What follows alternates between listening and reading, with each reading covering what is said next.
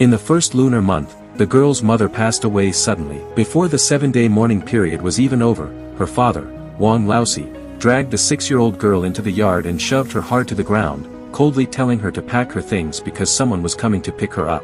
The girl knelt before her mother's memorial tablet, bowed 3 times respectfully, and without a word, went back to her room to fold her small cotton jacket, stuffed it into a tattered cloth bag, and waited quietly. On the morning of the 3rd day, a strange woman arrived on a tricycle and gave Wang Laosi a large red envelope. Wang Laosi pocketed the money, waved at the girl, and told her to go with the woman, saying she was her mother now. The girl took one last look at their dilapidated yard and silently climbed onto the tricycle, gripping the back seat tightly as it drove past the old elm tree on the west side of the village and disappeared beyond the village entrance. After selling his daughter, Wang Laosi spent the money gambling in a neighboring village and lost every cent overnight. 15 years later, in late autumn, a black car stopped at the village entrance. A cold, composed woman stepped out.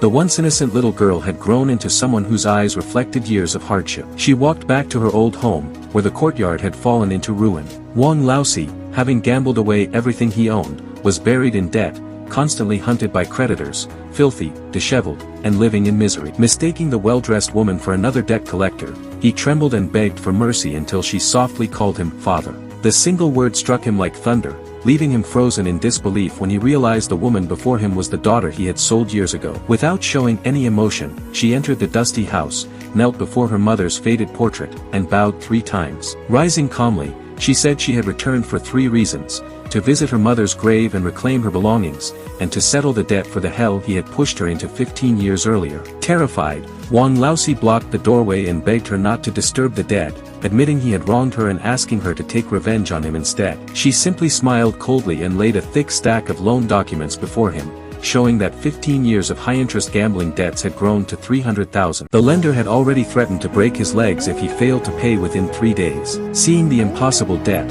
Wang Laosi turned pale and trembled. The woman calmly offered to pay off all his debts and give him another 200,000, but only if he agreed to move her mother's grave and return the silver locket her mother had hidden in the rafters. He desperately refused, claiming the locket was his wife's final keepsake and the grave must never be disturbed. His unusual resistance only confirmed her suspicions. She produced old documents proving that 15 years earlier he had deliberately contacted human traffickers and sold his own daughter to raise gambling money. Afterward, she had been trafficked repeatedly, sold from village to village, trapped in a brutal sweatshop, starved, abused, forced into hard labor, and pushed to the brink of death countless times before escaping at 14. She survived by scavenging for food, working illegal jobs, and struggling through years of suffering until she finally rebuilt her life. Every tragedy she endured stemmed from her father's greed. Even when confronted with undeniable evidence, Wang Laosi continued making excuses and begging for sympathy. She then revealed official medical records proving that her mother had not died of illness but from years of domestic abuse and secret poisoning inflicted by him.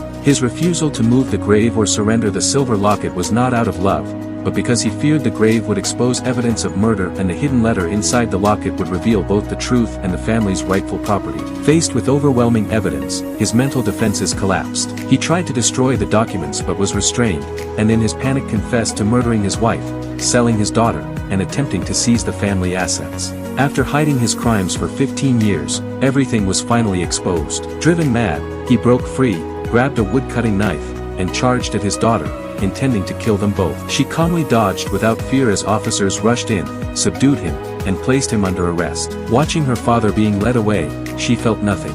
She personally moved her mother's grave to a peaceful cemetery, donated all of her mother's savings and land deeds in her mother's name to a charity supporting trafficked girls, kept none of the money, held no hatred, and took only her mother's old handkerchief. True strength, she believed, was not about revenge, but about surviving unimaginable darkness while refusing to let hatred consume one's heart and choosing instead to live toward the light.